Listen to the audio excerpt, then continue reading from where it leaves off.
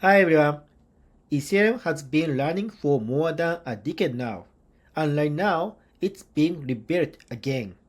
Not a small upgrade, a redesign of all three of its core layers planned over the next 3 to 4 years. It's called Lean Ethereum, and in the next 10 minutes I'll walk you through what it actually is using an interactive page I built, so you can see every idea move instead of just reading about it. First, why now? Ethereum has had two big errors, the frontier error on proof of work and the merge, which switched it to proof of stake. In July 2026, Vitalik framed Lean Ethereum as the third major iteration, on the same level as the merge. Here is the urgency. Watch what the attacker does.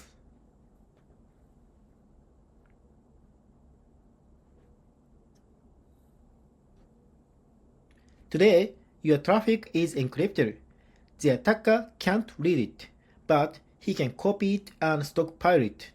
Then, years later, a quantum computer boots up and everything he saved opens at once.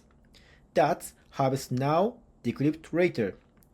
And it's why waiting until quantum computers exist is already too late. The data being recorded today is the data that gets exposed later. Justin Drake describes the answer in two words. First, fault mode, defense. Today's signature, BLS, can be broken by a quantum computer. The new hash-based ones can't. Same attack, two very different outcomes. The motto is, if the internet is up, Ethereum is up. Second, beast mode, offense. Today's L1 does roughly 15 to 30 transactions per second. The target is 10,000 on L1 and 10 million on L2. And notice the note under the chart. These bars are on a log scale. On a linear scale, today's L1 would be invisible next to those targets. That's the size of the jump.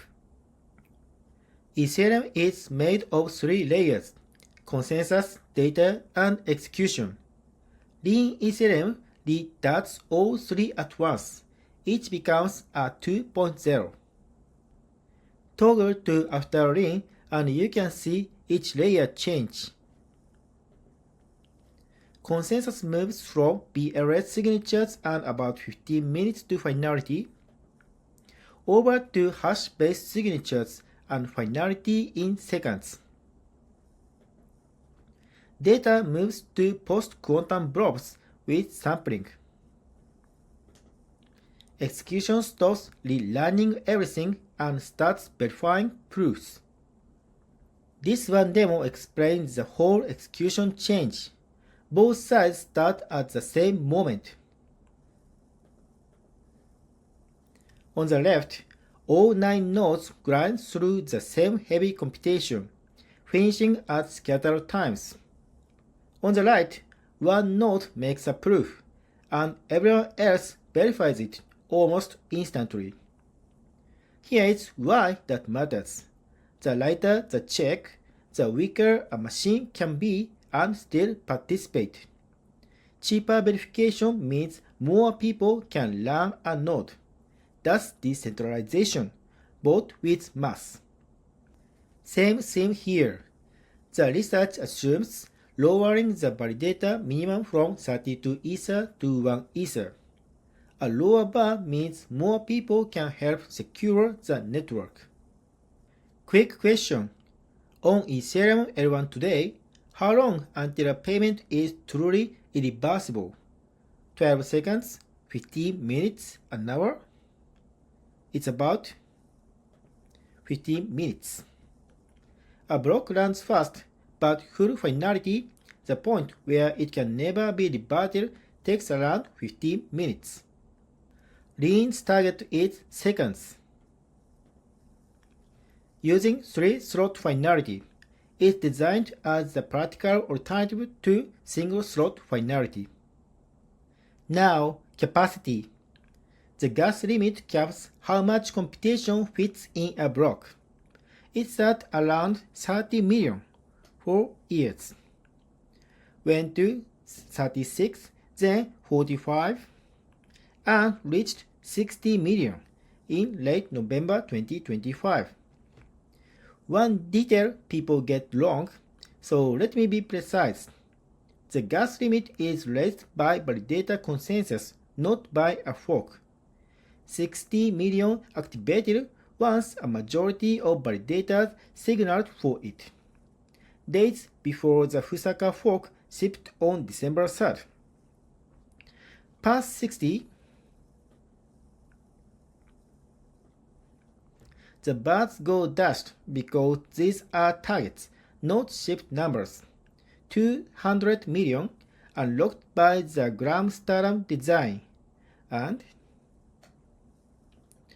1 gigas per second. Roughly 10,000 transactions per second. And this is how data stays available without anyone storing all of it. Each node custodies about 1/8 of a blob's data. Watch Alkyl nodes.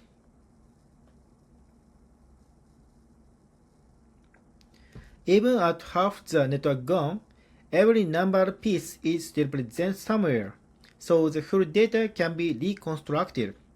Push past that, and it fails. This has been lived since Fusaka. The heart of fault mode is swapping the signatures, and the whole idea rests on one property, one-wayness. Watch the fingerprint as I type. Now I change a single letter to uppercase.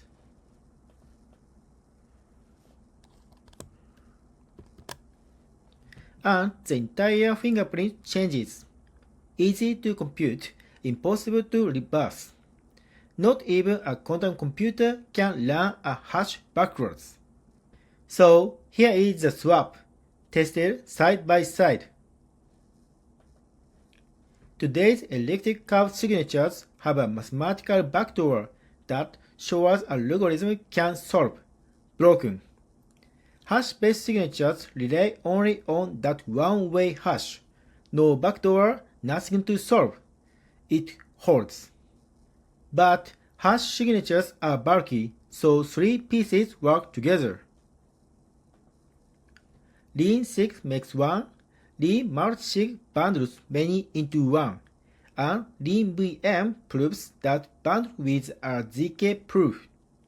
The Ethereum Foundation calls Lean VM the cornerstone of its post-quantum strategy, and it's already being tested on multi-client devnets. And here is how you build confidence in new cryptography.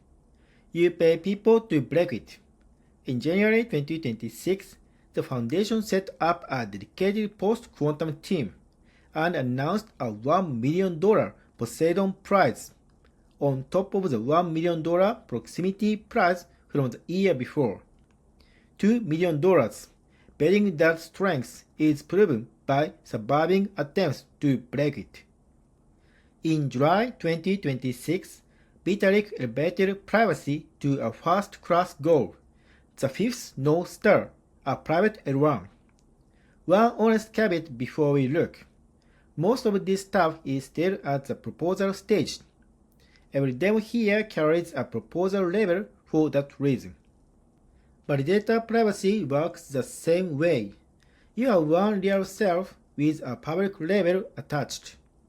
A transfer follows that label to say same person as yesterday.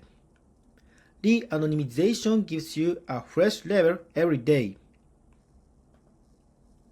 And ZK cuts the link to the old one, so the transfer's knowledge from yesterday is useless today. And this is the storage side of it.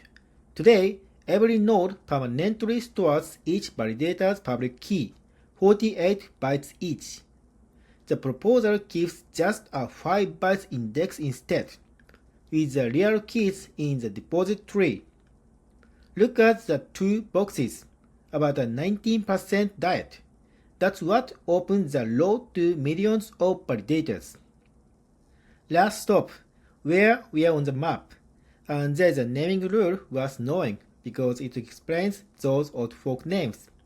Consensus layer applets are named after stats alphabetically. Execution layer applets are named after DevCon host cities. When both ships together, the names match. For example, Fusaka is full the star plus Osaka the city. Amsterdam is growers plus Amsterdam.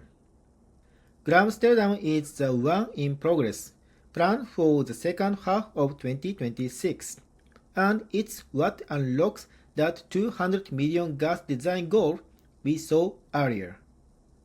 Below that, you can see the post-quantum work running DevNet by DevNet.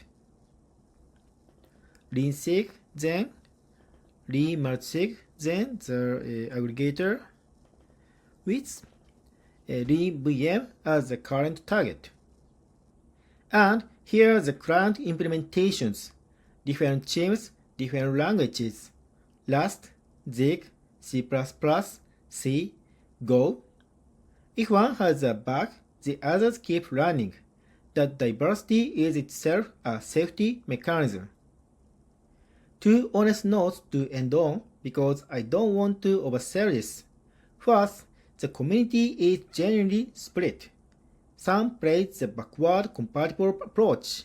Others argue 3 to 4 years is too slow against the quantum threat. That's unsettled.